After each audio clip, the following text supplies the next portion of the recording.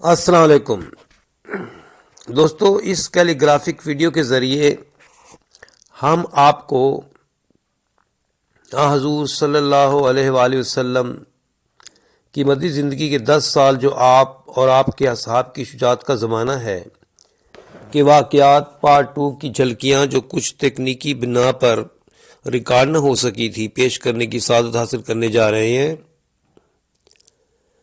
کیلی گرافی سیکھنے کے ساتھ ساتھ واقعات بھی سنتے رہیں۔ آپ سے گزارش ہے کہ اس چینل کیلی گرافک وائبز O2O کو دیکھنے اور سننے کے علاوہ سبسکرائب اور لائک بھی کیجیے۔ نیز آپ کے کمنٹس بھی ہماری اصلاح و حوصلہ افزائی کے لیے بہت قیمتی ہیں۔ ویڈیو کو شیئر کر کے اس صدقہ جاریہ میں آپ بھی شامل ہو جائیں۔ اللہ تعالیٰ آپ کا حامی و ناصر ہو۔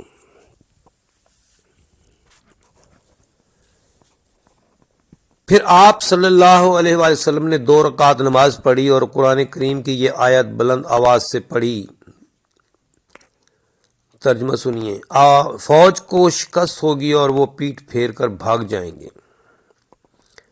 17 رمضان 2 ہجری کو جنگ کا آغاز ہوا۔ پہلے عمرو بن حضرمی کا بھائی آگے بڑھا مگر ایک غلام کے ہاتھوں زمین پر آ رہا۔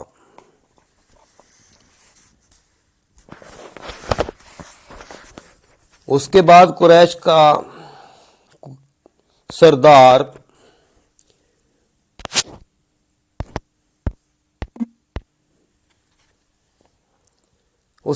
قریش کے لشکر کا سردار عتبہ بڑی شان سے نکلا۔ اس کے ساتھ ولید اور شیبہ بھی آگے بڑھے۔ ادھر مسلمانوں کی طرف سے 3 انصاری مقابلے کو آئے مگر حضور اکرم صلی اللہ علیہ وآلہ وسلم کے فرمانے سے وہ پیچھے ہٹ گئے۔ اب آپ نے حضرت حمزہ، حضرت علی اور حضرت عبیدہ کو میدان میں بھیجا۔ تینوں قریشی مسلمان بہادروں کے ہاتھ سے مارے گئے۔ اس کے بعد عام جنگ شروع ہو گئی۔ دونوں طرف کے بہادر جی توڑ کر جنگ میں مصروف ہو گئے۔ ابو جہل 2 انصاری نوجوانوں کے ہاتھ سے مارا گیا۔ بڑے بڑے سرداران قریش کو مرتے دیکھ کر فوج کے قدم اکھڑ گئے۔ مسلمانوں نے تعاقب کیا، 70 کے قریب آدمیوں کو گرفتار کر لیا اور اتنے ہی آدمی مارے گئے۔ اس جنگ میں 14 مسلمانوں نے جام شہادت نوش کیا۔ جنگ بدر نے ثابت کر دیا کہ ہار جیت سامان جنگ اور فوج کی قلت و کثرت پر منحصر نہیں بلکہ اصل چیز ایمان کی قوت ہے۔ اسی ایمانی قوت کی بدولت مسلمانوں نے جرأت و اعتماد سے مقابلہ کیا اور فتح حاصل کی۔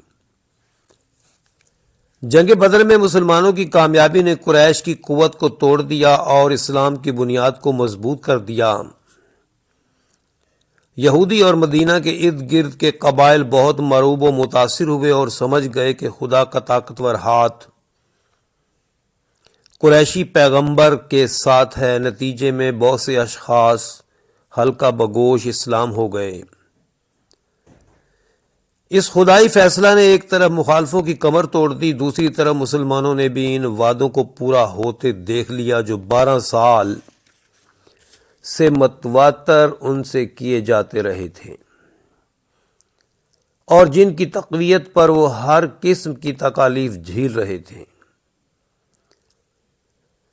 میدان جنگ میں جو قیدی پکڑے گئے ان کے ساتھ برابری کے سلوک کا حکم ہوا۔ ان کو وہی لباس و خوراک دی جاتی جو مسلمان خود استعمال کرتے ہیں۔ بعض قیدیوں کو فدیہ لے کر اور بعض نادار قیدیوں کو بلا فدیہ ہی چھوڑ دیا گیا۔ جو لوگ لکھنا جانتے تھے ان سے یہ فدیہ کافی سمجھا گیا کہ 10 بچوں کو لکھنا پڑھنا سکھا دیں۔ میدان بدر میں مسلمانوں نے فتح و نصرت کے پھریرے لہرائے تو یہودیوں کو ایک خدشے کا احساس ہوا کہ اگر مسلمان زیادہ طاقتور ہو گئے تو مذہبی اور قومی اعتبار سے انہیں بھی نقصان پہنچ سکتا ہے۔ اس لیے وہ خفیہ طور پر عوام کو ان کے خلاف ابھارنے لگے۔ بعض یہودی شعراء نے جوشیلے اور اشتعال انگیز اشعار سے بھی کام لیا۔ بنی عمرو بن عوف کا مشہور شاعر ابو افق حضرت رسول مقبول صلی اللہ علیہ وآلہ وسلم کی شان میں گستاخیاں کرتا تھا اور منافرت پھیلاتا تھا۔ ایک شخص سالم بن عمیر حضرت صلی اللہ علیہ وسلم کی توہین برداشت نہ کر سکا۔ اس نے موقع پا کر ابو افق کا کام تمام کر دیا۔ ایک بدنام یہودی عورت اسما بنت مروان ہر وقت ہادی برحق اور مسلمانوں کو کوستی تھی۔ اس کی یہ مذموم حرکت مسلمانوں کو بہت ناگوار گزری۔ عمیر بن عوف نے ایک رات موقع پا کر اسے واصل جہنم کر دیا۔ عمیر اسما کو قتل کر کے باہر نکلا تو اسما کے عزیز و اقارب سے اس کی مٹ بھیڑ ہو گئی۔ ان میں سے ایک نے پوچھا، کیا اسما کے قاتل تم ہو؟ عمیر نے بے باکی سے جواب دیا، بے شک میں ہوں، اور خدا کی قسم اگر تم نے بھی وہی ناپاک الفاظ دہرائے تو میں تلوار کھینچ کر تم کو بھی للکارتا ہوں، پھر میں نہ ہوں گا یا تم نہ ہوگے۔ عمیر کا یہ دلیرانہ جواب سن کر اسما کا خاوند بنی فاطمہ مسلمان ہو گیا اور اس قبیلہ کے لوگ اعلانیہ اسلام قبول کرنے لگے۔ کعب بن اشرف نام کا ایک شخص مدینہ کے قریب رہتا تھا اور نہایت بد اخلاقی کا مظاہرہ کیا کرتا تھا۔ وہ مسلمانوں کے ننگ و ناموس پر ناپاک اور شرمناک حملے کرتا، جس پر مدینہ کے لوگ برافروختہ ہو گئے۔ چنانچہ ایک غیور مسلمان نائلہ نے اسے موت کی نیند سلا دیا۔ بنی قینقاع مدینہ کے یہودیوں میں سے تھے۔ ایک دفعہ ایک یہودی سنار نے ایک مسلمان عورت کی بے حرمتی کی۔ عورت نے شور و غل مچایا تو مسلمان جمع ہو گئے۔ ایک مسلمان نے غیرت کے جوش میں یہودی سنار کو قتل کر ڈالا۔ اس پر یہودیوں نے جمع ہو کر اس مسلمان کو شہید کر ڈالا۔ بارگاہ رسالت میں اس واقعہ کی اطلاع پہنچی تو آپ صلی اللہ علیہ وسلم نے یہودیوں سے فرمایا، مسلمانوں کو ایذا نہ دو، عہد کا پاس کرو، ورنہ قریش کی طرح ذلت و خواری کے لیے تیار رہو۔ یہودیوں نے متکبرانہ جواب دیا، آپ مغرور نہ ہوں، آپ نے جن لوگوں سے جنگ کی ہے وہ فن حرب سے نہ آشنا تھے، یہی سبب ہے کہ آپ نے ان پر غلبہ پا لیا۔ ہم سے جنگ کی نوبت آئی تو ہم آپ پر واضح کر دیں گے کہ ہم کیا ہیں اور کس قسم کے لوگ ہیں۔ ان حالات میں مسلمان یہودیوں سے جنگ کرنے پر مجبور ہو گئے۔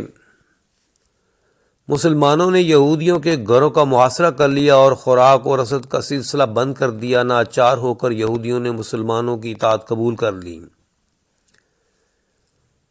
رسول اکرم صلی اللہ علیہ وآلہ وسلم نے صحابہ سے مشورہ کیا تو ان کی رائے ہوئی کہ یہودیوں کو طے دیکھ کر دیا جائے، لیکن بعد میں عبداللہ بن ابی اور عبادہ بن صامت نے سفارش کی تو آن حضرت صلی اللہ علیہ وآلہ وسلم نے اس شرط پر جان بخشی فرمائی کہ یہودی مدینہ سے باہر نکل جائیں۔ یہودیوں نے یہ شرط مان لی اور شہر چھوڑ کر دوسرے علاقوں میں جا کر آباد ہو گئے۔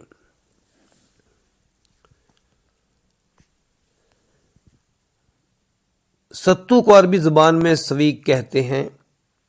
اس غزوہ میں مسلمانوں کو کافروں کی چھوڑی ہوئی ستو کی بوریاں ملی تھیں، اس لیے یہ جنگ غزوہ سویق کہلاتی ہے۔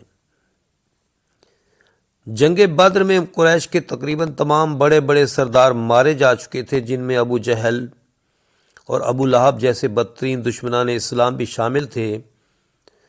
اب مکہ کی انتظامی باغ ڈور ابو سفیان کے ہاتھ آ چکی تھی۔ وہ قریش کی ناکامی اور خفت کو مٹانا چاہتا تھا اور عرب قبائل کو بتانا چاہتا تھا کہ قریش میں ابھی بڑا دم خم باقی ہے اور وہ مسلمانوں کو پوری طرح کچلنے کی طاقت رکھتے ہیں۔ طاقت کے مظاہرے کے لیے ابو سفیان نے 700 پیادوں اور 200 سواروں کا لشکر تیار کیا اور اسے لے کر مدینہ کی طرف روانہ ہوا۔ راستہ میں لوٹ مار کرتا، آبادیوں کو اجاڑتا ہوا مدینہ کے قریب پہنچ گیا اور مقام عریض پر جا کر پڑاؤ کیا۔ اس جگہ ابو سفیان کو 2 شخص ملے جن میں ایک انصاری تھا۔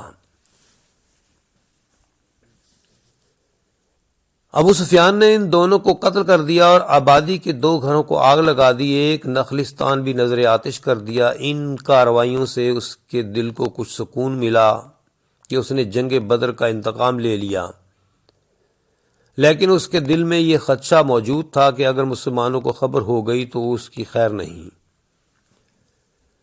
اس لیے خوفزدہ ہو کر بڑی تیزی سے لشکر کو واپس مکہ لے آیا۔ اس عرصہ میں مدینہ کے مسلمانوں کو ابو سفیان کی کرتوتوں کا علم ہوا۔ حضرت صلی اللہ علیہ وآلہ وسلم صحابہ کی ایک جماعت لے کر ابو سفیان کے تعاقب میں نکلے اور کرکرا القدر تک پہنچ گئے۔ ابو سفیان کے ساتھیوں کے پاس رسد کے طور پر ستو کی بوریاں تھیں جو لشکر کے لیے بوجھ بنی ہوئی تھیں۔ واپسی پر یہ بوجھ ہلکا کرنے کے لیے انہوں نے کچھ فاصلہ پر گرا دی۔ مسلمانوں نے وہ بوریاں جمع کر لیں۔ حضرت صلی اللہ علیہ وآلہ وسلم نے قریش کا مزید تعاقب مناسب نہ سمجھا اور اسلامی دستہ واپس مدینہ آ گیا۔ ابو سفیان کے ناکام حملے اور بزدلانہ واپسی کی خبریں عرب میں زبان زد عام ہو گئیں اور یہ بات بھی واضح طور پر ظاہر ہو گئی کہ اللہ تعالیٰ کے کرم سے مسلمانوں میں اتنی قوت ایمانی پیدا ہو چکی ہے کہ قریش کے بڑے بڑے سرداران ان سے خوف کھاتے ہیں۔ غزوہ احد۔ احد پہاڑی مدینہ کے شمال میں 3 میل کے فاصلے پر ہے۔ ہجرت کے 3 سال اس پہاڑی کے دامن میں بڑی شدید جنگ ہوئی۔ پہلے مارکہ میں مسلمان فتح یاب ہوئے لیکن دوسری جھڑپ میں انہیں بہت نقصان اٹھانا پڑا۔ اسباب۔ بدر میں قریش کو اتنی عبرتناک شکست ہوئی تھی جو کبھی ان کے وہم و گمان میں بھی نہیں آ سکتی تھی۔ بالفاظ دیگر ان کی طاقت اور وقار کا جنازہ نکل گیا اور ان کا سارا گھمنڈ اور غرور خاک میں مل گیا تھا۔ شکست سے زیادہ بدنامی نے انہیں کہیں کا نہ رکھا تھا۔ بڑے بڑے سردار سب مارے جا چکے تھے۔ مقتولین کے ورثاء ابو سفیان سے مطالبہ کر رہے تھے کہ مسلمانوں سے جلد از جلد انتقام لیا جائے اور قریش کی ساکھ کو بحال کیا جائے۔ ابو سفیان اب مکہ کا حاکم تھا۔ وہ خود آتش حسد میں سلگ رہا تھا اور جلد از جلد کلنگ کے ٹیکے کو قریش کے ماتھے سے دور کرنا چاہتا تھا۔ چنانچہ اس نے ایک طاقتور فوج تیار کی۔ شام کی تجارت میں قافلہ کو جو نفع ہوا تھا وہ سب جنگ کی تیاری میں صرف کر دیا۔ ہجرت کے تیسرے سال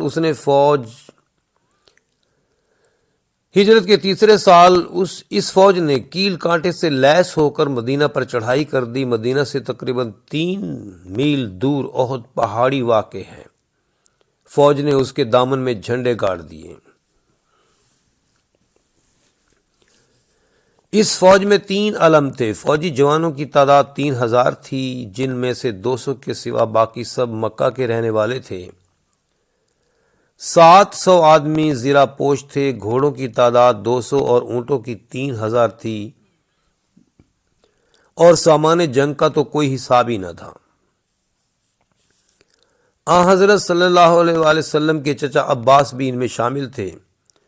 وہ ابھی مسلمان نہیں ہوئے تھے لیکن انہیں بھتیجے سے ہمدردی ضرور تھی اور انہوں نے ایک خط کے ذریعے نبی کریم صلی اللہ علیہ وسلم کو کفار کی جنگی تیاریوں سے آگاہ کر دیا تھا۔